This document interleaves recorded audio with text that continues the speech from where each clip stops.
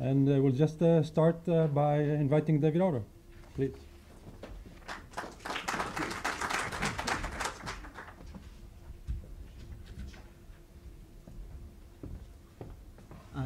Thank you very much. It's an honor to be here and a pleasure as well. My first time in Israel, and it's been a terrific visit so far. So I'm going to talk about rising inequality in industrialized nations, causes, concerns, and policy responses. And a lot of the evidence I'll be talking about will be US based, but the US is a laboratory for creating inequality. So there's a lot to be learned from our leadership in this area. So there are really three topics I want to address. One are some of the leading causes of rising inequality relating to technological revolutions, international competition, and what I'll call the education race. Second, I'll talk about concerns. Now, this may or may not be controversial, but not all inequality is bad. In fact, you need inequality. It creates incentives. Without incentives, we're back in communist Russia, which none of us want to be in, without incentives. So inequality is good up to a point, but the question is too much inequality not good? And I will provide some evidence for when and why you might be concerned. Brian will talk a great deal more about some of the social consequences of inequality, but two things I'll focus on. One is economic mobility. That means the transmission of opportunity or lack thereof from generation to generation, and the other is household structure and investments in children. And then I'll talk briefly about four types of policy responses to inequality, one being education, as was already emphasized, another being taxation, third being regulation of the labor market that affects the wages and income distribution, and a fourth being macroeconomic policies that affect the rate of growth and the level of employment. And then I'll hopefully come to some was on farms. By 1900, that had already fallen to 40%. By 2010, that was under 2%. That was an enormous change in human welfare, and it was really driven by technology. It was driven by rising productivity in agriculture that created surplus. It allowed people not to spend all their time toiling to create food. Now, if you would ask people in 1840 or 1900, you'd say, well, looking forward 100 years, the fraction of people working on farms will fall by 95%. They would have said, gosh, well, what will they all do with themselves? Well, what they did was they moved into industry to a substantial extent, making things, manufacturing, and also into different types of services, like health, like education, like transportation. And then a second revolution followed the movement into industry, which was the movement out of industry and into the service sector. So manufacturing, the physical making of goods, has declined very substantially since the period of the Second World War. And again, a lot of that is due to productivity growth, that we actually need fewer people to make the stuff that we consume. Part of it is because it's done overseas. And now many people say, well, we're in the midst of a third revolution. What is that revolution? It's the computer revolution. Well, what is the computer revolution? What is distinctive about computer technology that people think of as being related to inequality that's changing things again? And so let me try to put this very concretely. This is what many people would think of as the first computer. So this is the Jacquard loom of 1801, and it is a mechanical loom that weaves fabrics according to instructions. The instructions are on punch cards, and you can see punch cards there.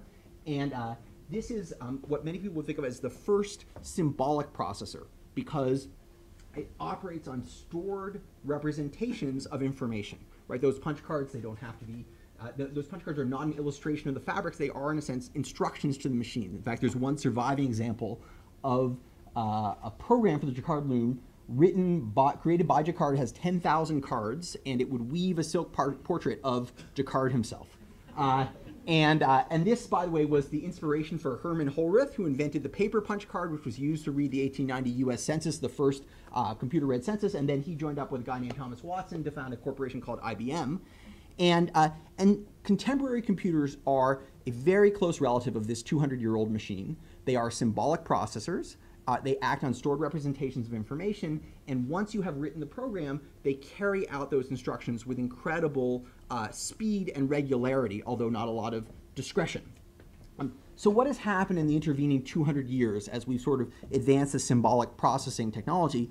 Well, one of the most important things happen is the price of doing so has fallen. So this is from a paper by Bill Norhouse of Yale, and he tries to figure out the cost of doing 1 million calculations at each point in time. So this is 1850, this is 1950. You can see the cost doesn't really come down there for about 100 years. And then all of a sudden it starts falling. This is an exponential scale, so these are in percentage terms. So around here it's falling about 30% per year. Down here it's falling about 40 or 50% a year. So over the course of 160 years, there's been about a 2 trillion-fold decline in the cost of symbolic processing, of carrying out stored representations of information, carrying out instructions.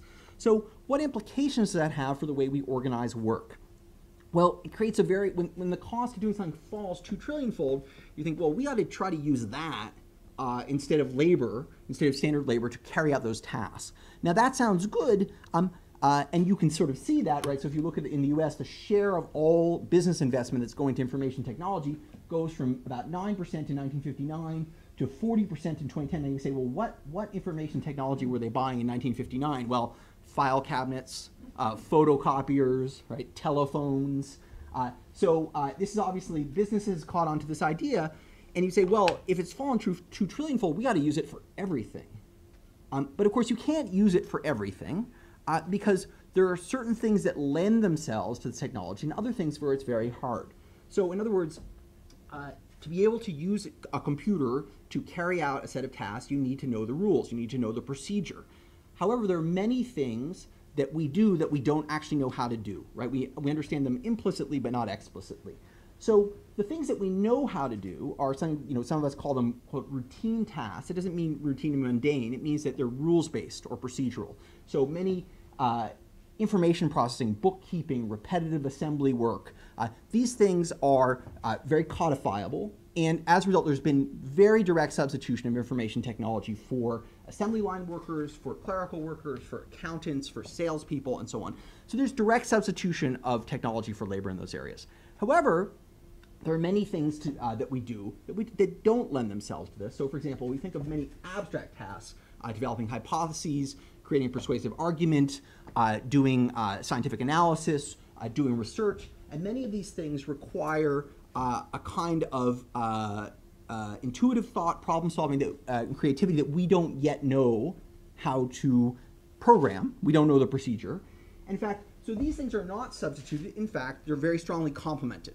Right? So if you're a medical doctor, if you're an attorney, if you're a scientist, if you're an economist, having access to cheap information and processing power makes you more productive.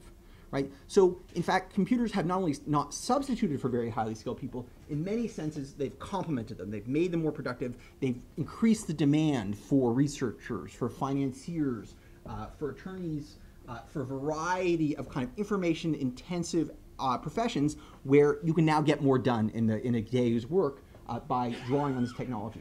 Ironically, another area we also are not good at automating are what many of you would think of as kind of mundane service tasks. Sweeping a floor, serving a meal, driving a vehicle through a crowded city, performing security, watching, landscaping and cleaning. These are all things that draw on human dexterity and flexibility and sightedness and understanding of the kind of kinetic world. And these things, although they are not highly skilled by conventional human metrics, they're extremely difficult to automate. They've proven much more challenging than programming a computer to play a great game of chess is programming a computer to unload a dishwasher, right? There's a reason your vacuum cleaner does not walk upstairs for you, even though it'd be really handy if it did. And so this is quite important because what it implies is that we have substitution in the middle. So actually, let me make this more concrete. If you look at the types of tasks that people do at their work, right?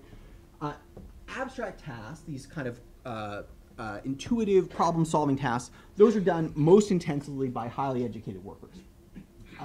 Manual tasks, these things involving things like cleaning and cooking and so on, are done most intensively by less educated workers, and then these routine tasks are done most intensively by people in the middle, people with high school or some college.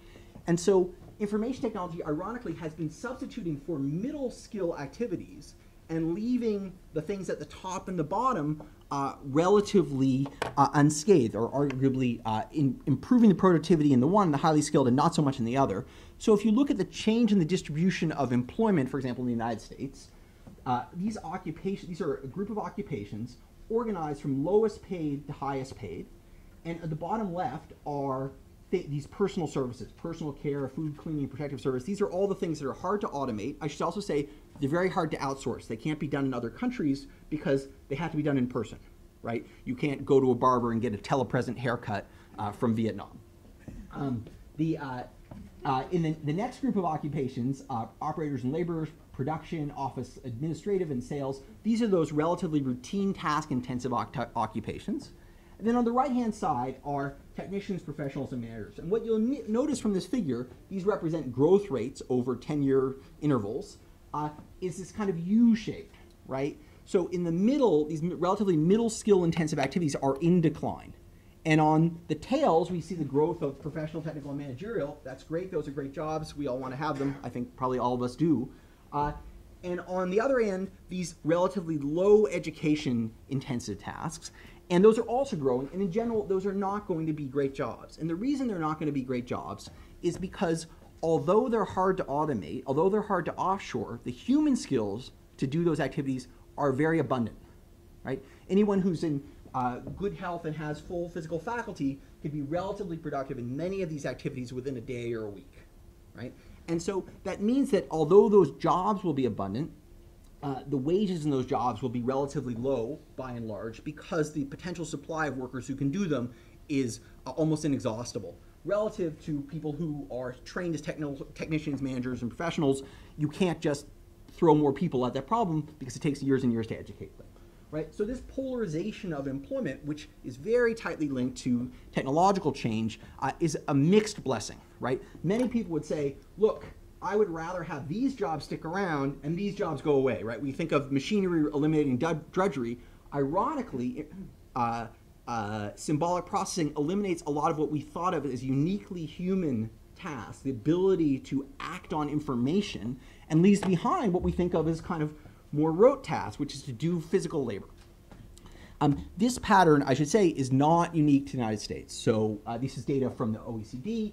I will just tell you, rather than having you sort of try to parse this figure, what this says is in all 16 of these countries put together by Goose, Solomons, and Manning and Solomons, excuse me, between 1993 and 2006, in all 16 of these countries, middle skill jobs are declining as a share of employment. And in relative terms, the low skill and the high skill are growing. So this phenomenon of the polarization of occupational distributions is happening everywhere in all advanced economies. And that's not surprising because they all have access to the same set of technologies. Okay. So the first factor, again, I want to emphasize, and a very important one in sort of driving inequality of opportunity and earnings, is this technological change that is changing very much the set of jobs available. A second force, which I'll speak about more briefly, is international competition. This is probably less of an issue for Israel than it is for much of the rest of Europe and certainly for the United States. One of the most dramatic phenomena in sort of the international world of the last couple decades has been the very, very rapid rise of China. China going from essentially being, kind of 5 decades behind the frontier of technology and productivity, and just doing this march up to the frontier in the course of 20 years as a result of internal developments in China. And that's great news. It has brought more people out of poverty more rapidly than any social event in all of human history. So that's a good thing. But it's been extremely disruptive for countries that compete with China, and the United States being one of them. So for example, between 1991 and 2000, US imports from China rose from 26 billion to 330 billion. A similar thing happens in many developed economies. And coinciding with that, in the United States, has been a very rapid decline in manufacturing employment. So this blue line shows you Chinese imports as a fraction of all US consumption, effectively. And that rises through the 90s and then hits this inflection point in 2001 when China joins the World Trading Organization. And U.S. manufacturing employment, which had been in pretty stable and low, so shrinking as a share of employment, numerically relatively stable, all of a sudden just falls by a third in that period. And one consequence of that, and let me not go into too much detail. Ooh, that figure, okay. One consequence of that, is one consequence of that is the PowerPoint slides are. It's the Chinese there for those of you who are not familiar, but I'll translate for you. So what this figure was intended to show you was the relationship between changes in Chinese import penetration into the United States and changes in employment and manufacturing. So each one of these dots relates to a labor market, what we call a commuting zone, so one of 722 sub-areas of the United States. And these are the changes in imports from China, not the actual changes, but the predicted changes based on China's rising productivity. And these are the changes in manufacturing employment. And what you see is in areas with producing goods in which China becomes much more competitive, so these are relatively labor-intensive goods, we see very sharp declines in the fraction of the working age population involved in manufacturing. And I'll just say what this figure shows is that occurs in the 90s and in the 2000s, but not in the prior decades. This is not just secular decline in manufacturing. It's a very sharp reaction to changes in Chinese imports. What's very interesting about this, and something that I think many people find surprising, is that you would expect, of course, when you have foreign competition, it causes people to reallocate between sectors. They leave the import competing sectors, and we hope they go to other activities. But at least in the US, and many people think of the US as having very flexible labor markets, in fact, what you see is declines in manufacturing, declines in non-manufacturing, which you would expect people to absorb these workers, and rises in unemployment and non-participation. That means non-employment. And in fact, these effects are much larger among non-college than college workers, right? And so, again, when we talk about technological change, I was saying how it was very complementary to high-skilled workers in these professional, technical, and managerial jobs. Similarly, foreign competition has also been relatively more helpful to highly educated workers and relatively reducing of opportunity for less educated workers, right? It's displaced people without college educations who are doing production work. Okay, so let me now talk about education more specifically. So as many of you are aware, the inequality of earnings among education groups has risen in many countries, but very dramatically in the United States. So this shows you effectively the ratio, the wage gap between college and high school workers. And this rose in the 70s, then fell, and then in 1980, it just started rising and rising and rising. So essentially, in regular terms, it was the case that college workers earned about 50% more than high school workers in 1982, and they earn 100% more per hour than high school educated workers as of 2008 or 2010. Now, I've told you that technological change, trade is an important force behind this, but another important force behind this is actually educational policy itself. So this figure shows you a measure of the relative supply of highly educated workers in the United States by period. So the ratio of college to high school workers available in the US labor market. And you'll notice that this is rising very steadily. This reflects massive US investments in secondary and post-secondary education throughout this period. And this is kind of inter-cohort trend of rising education. And then this kind of hits a wall in 1982. The inter-cohort trend stops. And this actually reflects after the Vietnam War, college attendance and completion fell very sharply in the United States and then took a very long time to recover. Well, it turns out, if you were to overlay these things, what you find is the growth of the college premium that starts as the slowdown of supply occurs. In other words, one of the most important factors driving the rise of inequality is not just these secular changes of rising demand for skills coming from technology, from trade, but also the slowdown of societal production of new college graduates, right? It's education policy itself. So if demand is moving out steadily and supply is moving out with it, then we don't have much growth of inequality. If demand is moving out steadily and supply all of a sudden stops, then inequality rises because demand for college workers is rising and there's not a whole fresh new set available. And this is very important in looking across countries. So, and so this shows you, this is from an OECD chart, gains in post-secondary education over 30 years. And you're looking at the fraction of adults with tertiary education, that means post-secondary, so some college at least. And these are 25 to 34-year-olds, and these are 55 to 64-year-olds. Now, at a point in time in 2009, so why look at older workers versus younger workers? Well, looking back at 55 to 64-year-olds, looking at them in 2009 is like looking back in time 30 years, right? Because many of them would have completed their education 25 or 30 years earlier. So this measures the amount of education people had completed at that time. And of course, this is the same age group contemporaneously. So if you look in the OECD, you can see that, for example, on average, this goes from about 22% to about 38% over that 30-year period, right? So there's a strong, a sharp increase in the fraction of adults with post-secondary education across these generations 3 decades apart. Now, let's look at the United States. The gold square is exactly on top of the black triangle. There's no advance, there's no relative advance of college education across this 30-year period. Now let's look at Israel. The black triangle is actually slightly under the gold square, which suggests that Israel is a country that is actually making backwards progress, regress, in getting the population into post-secondary education. Now, of course, I understand part of that is driven by immigration demographics, right? But it's also driven by educational policy, it's also driven by religious policy, but it's a problem. It's a problem because there's no question that all these countries are subject to these demand forces that are raising demand for highly educated labor, and countries that are responding to that by producing more skilled workers are meeting that supply, and that will tend to reduce inequality.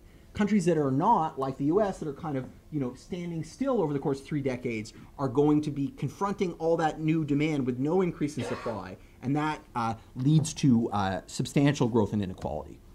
I should say, just by a lot of that, by the way, in the US and in many countries, comes from lagging educational attainment of males. So females have responded much, much more effectively to the changing opportunity set.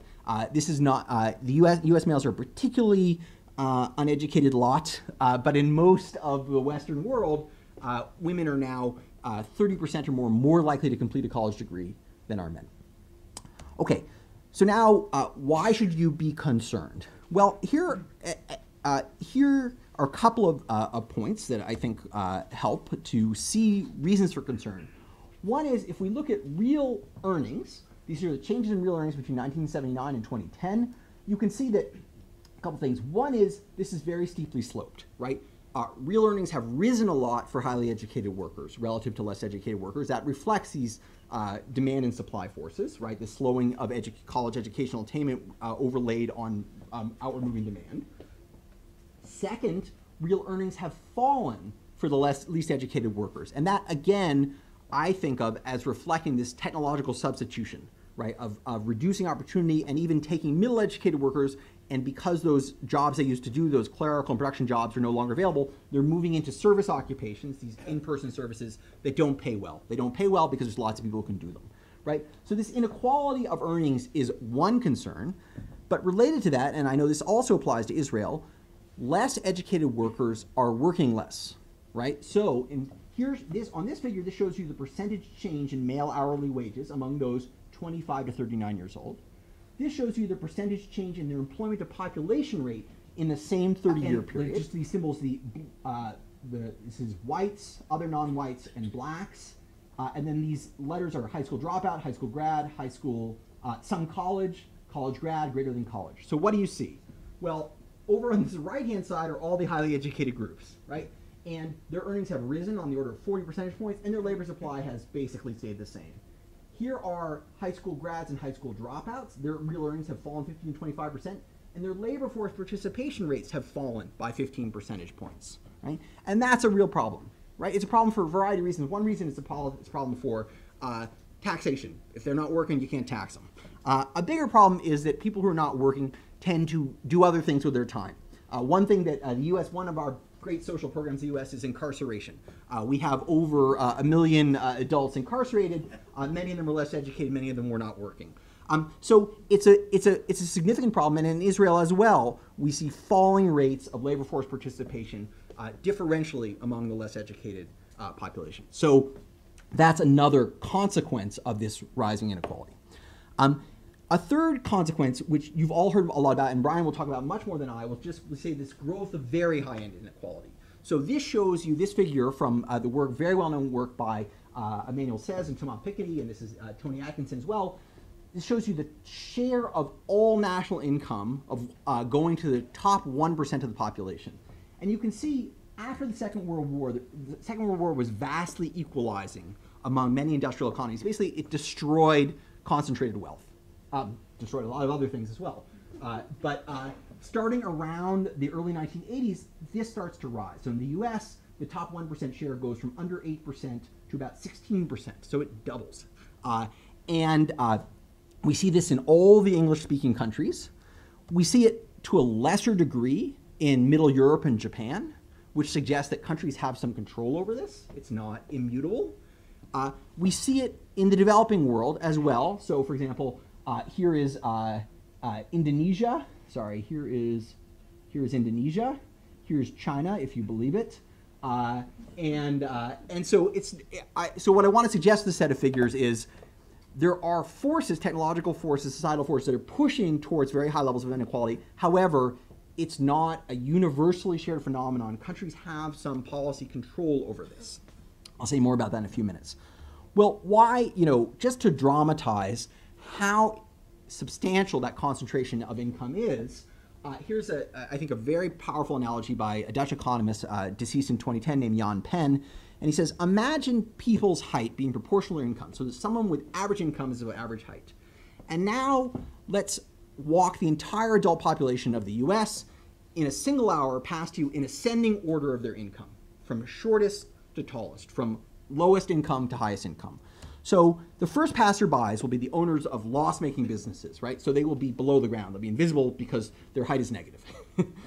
So I know it's asking a lot of abstract thinking, but okay. Then come the jobless and the working poor, who are midgets. After half an hour, the people walking by will only be waist high because the median income is only half the mean. Right? It takes nearly 45 minutes before someone of average height appears. Right? The 75th percentile person has the mean height. In the final minutes, giants thunder by. With 6 minutes to go, they are 12 feet tall.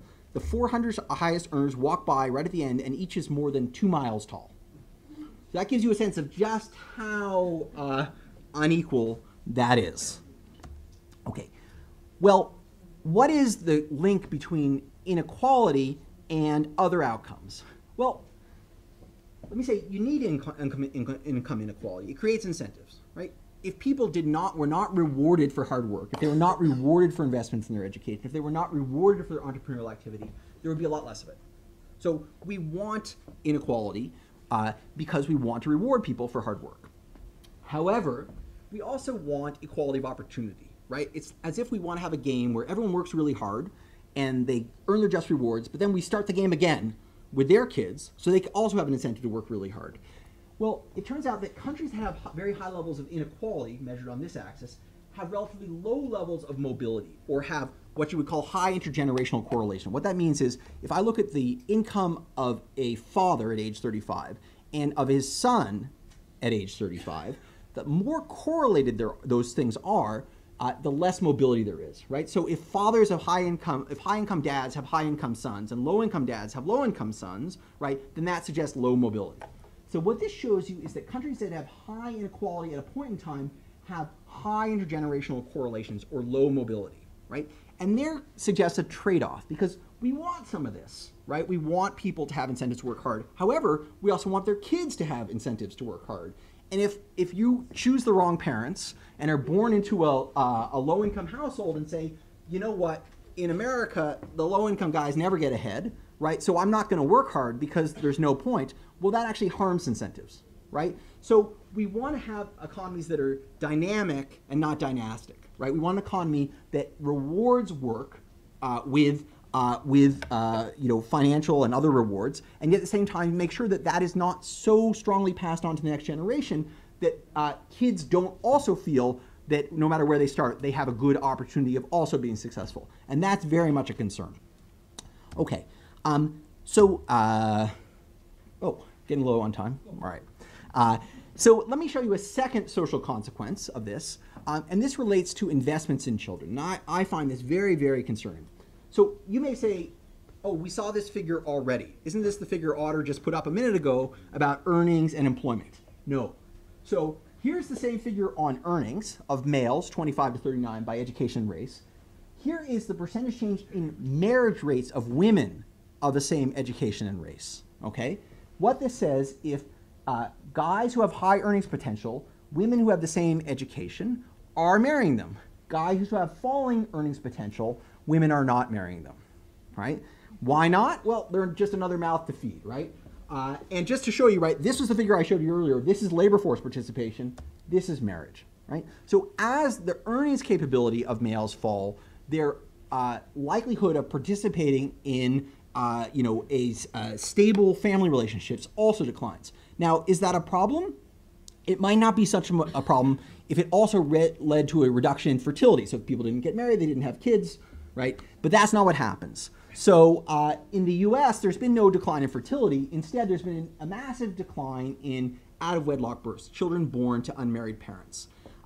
Now, I don't mean to cast judgment on that. That's fine. But it turns out those kids don't do as well. And the reason they don't do as well is because those kids who are born to unmarried families in the US, to a great degree, are going to be raised just by their moms.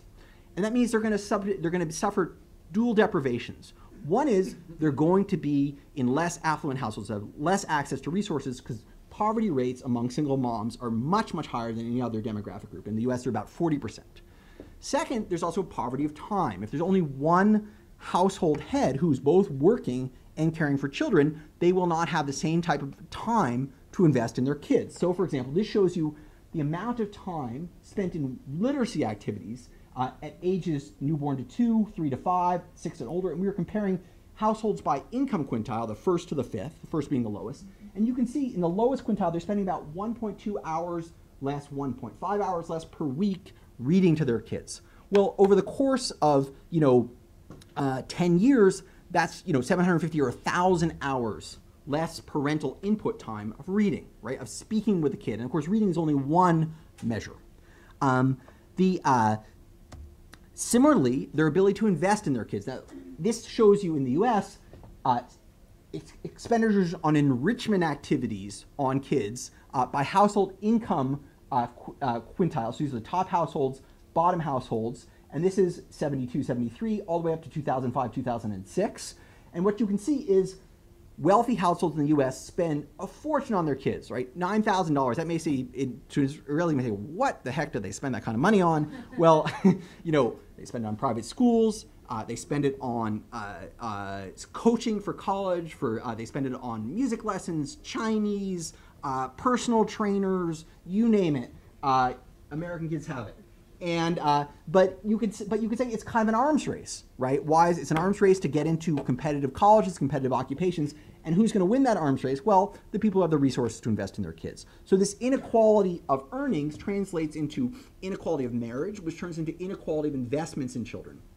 And we see that if you look at the gap in completed years of schooling, students with families in the top versus bottom quintiles of earnings, this is at 14 years old, what you see is the gap in completed schooling is rising between bottom quintile and top quintile households in the US. Okay, you see a similar thing for college. Okay, so let me conclude, or let me just say very quickly, policy responses. Is that okay? Okay. So higher returns to schooling are associated with lower educational mobility. So this is a different figure. This is the college earnings premium. This is this mobility thing, right? Places that have very high returns to education actually tend to have low mobility. One way to both improve well-being and increase mobility is to increase the supply of education, right? It depresses the return to education, creates more equality of opportunity. So this goes back to this figure here and that crucial data point. Okay, a second point is taxation. changes in tax rates have a huge effect not only on after-tax income, but even before tax income. So countries that have very high top marginal tax rates, people don't even bother to negotiate for very high salaries because they don't get to keep them anyway, right? So countries that have cut their marginal tax rates have had huge increases in top percentile incomes, but not much difference in growth rates. It does not appear that, the Republican Party of the United States will tell you otherwise, but it does not appear that top tax rates have a huge effect on entrepreneurship, right? So it's not that costly to tax and redistribute. It doesn't actually crush economic growth, though people would like you to believe otherwise. Similarly, minimum wages, very hotly contested issue in the United States. Very clear that raising the minimum wage reduces inequality, right, by raising bottom income.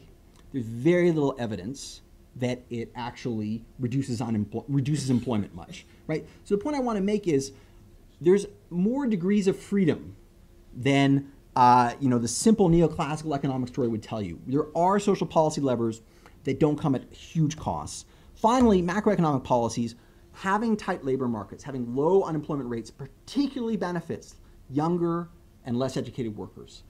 So it's hard to create that, but it is the case in periods when we have low unemployment rates, the people who benefit the most are the least skilled and less educated. Those provide a stairway into the labor market. So let me conclude. There are many forces that are contributing. Countries can have too little inequality. They probably can have too much. We might even be at that point. There are policy options that are available that push back against inequality without imposing huge economic costs. The short and medium run policies involve taxation, labor standards, macroeconomic policy. The long run responses are investments in education and infrastructure and good governance that create skills that lead to opportunities. Thank you very much.